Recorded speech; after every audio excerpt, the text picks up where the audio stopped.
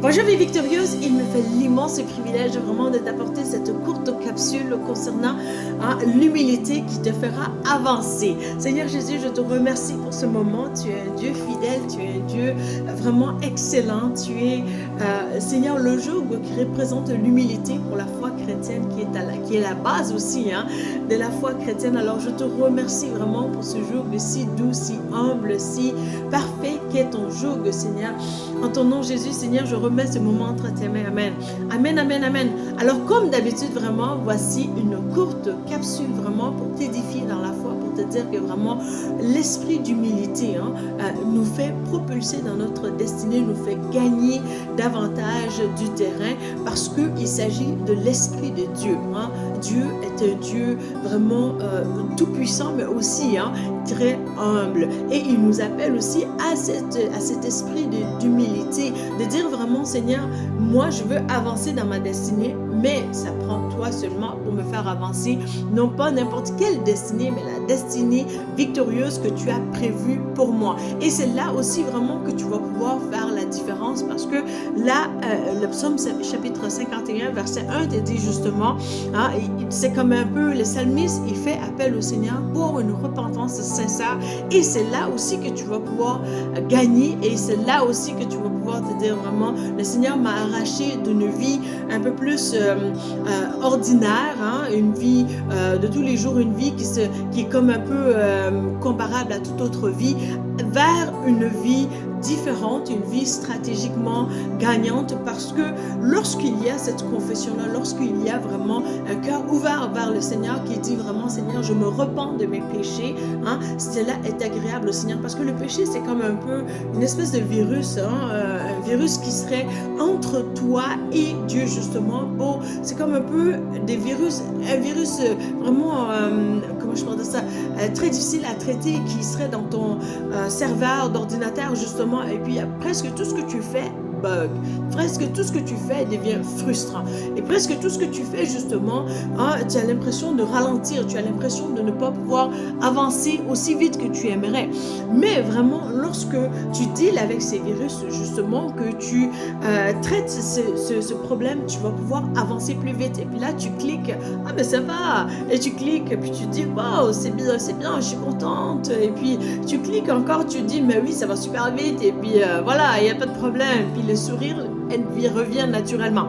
Alors que vraiment, parallèlement, tu penses à ta foi chrétienne, justement, c'est que le manque d'humilité, le manque de confession, justement, peut être aussi cette espèce de virus, cette espèce de bug, justement, qui essaie de vraiment te rendre un peu plus maussade, un peu plus tellement triste, mais aussi un peu plus orgueilleuse ou arrogante comme personne, ou tout simplement quelqu'un qui aurait comme un autre état d'âme différent des sentiments de Christ, parce que nous sommes appelés en tant que chrétiens d'adhérer aux sentiments de Christ, et les sentiments de Christ sont vraiment vers l'humilité, la douceur, la joie.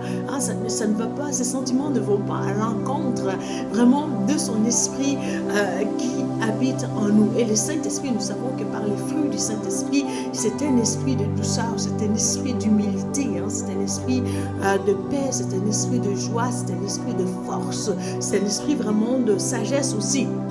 Alors que vraiment, tu as cette sagesse, cette douceur, cette paix, cette amabilité-là, on sait que vraiment c'est enveloppé d'une humilité vraiment extraordinaire qui te fait du bien, qui est comme vraiment une joie, une douce joie sur ton âme, justement, qui se dégrade aussi, qui se repent sur d'autres aussi, pour que vraiment d'autres vies soient enrichies. Alors vraiment, cet état de cœur est très important pour aussi ton développement personnel. Alors vraiment, psaume chapitre 51, verset 1 dit, « Aie pitié de moi, ô Dieu, toi qui es si bon, efface mes transgressions, tu es si compatissant. » Alors vraiment, il s'agit d'une supplication du psalmiste envers le Seigneur pour vraiment se positionner vers une humilité extraordinaire, de dire vraiment d'entrée de jeu, aie pitié de moi. C'est-à-dire que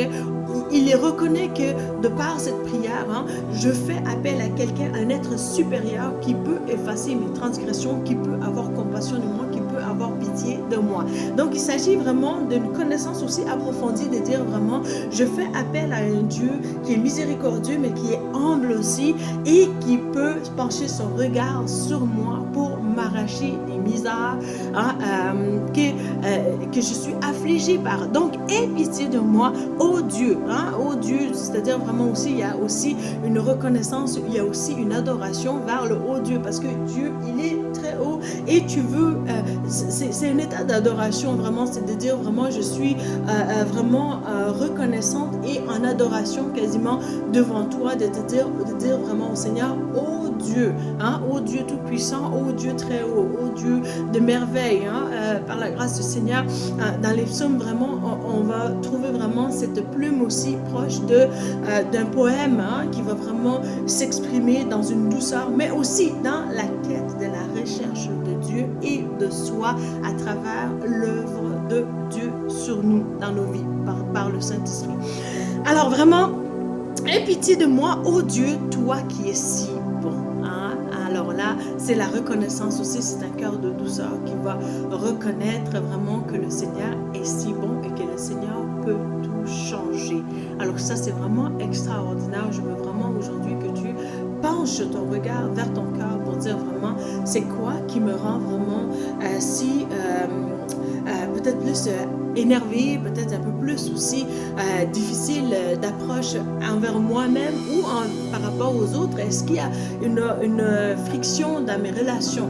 Alors que vraiment tu penches ton regard vraiment sur ton cœur, je veux aussi que tu penses à un Dieu plus grand que toi, qui peut tout changer, qui peut vraiment te restaurer, qui peut te rassurer, qui peut amener cette vie, non pas anodine, encore une fois, non pas juste une vie que tu vas te dire, bon, vraiment, j'ai quelque chose de spécifique à vivre comme vie, parce que je connais mon appel et tout. C'est très bien quand on est focusé sur un appel donné par Dieu, parce qu'on fait juste fonctionner selon les directives du Saint-Esprit et on y va à fond, et c'est vraiment